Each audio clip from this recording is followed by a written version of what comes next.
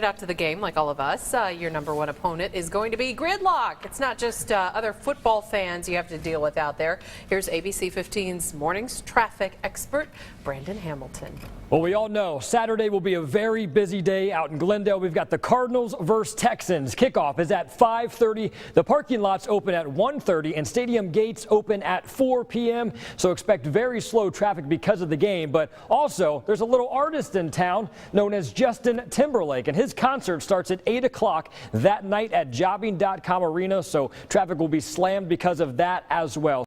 Let's talk more about the game. When it comes to parking, take a look at this map here. This shows you all of the different parking lots. They are color coded. You will see the color code on the back of your ticket. But if you have a single game ticket, you can park at Kellis High School or any of the other paid lots that will be around in the area. But again, the important part about this is traffic will be very slow on Saturday in Glendale. Expect slow traffic on I-10, on Loop 101, and on all of those surface streets that lead to University of Phoenix Stadium and jobbing.com arena. Enjoy the game and enjoy the concert if you're going there as well.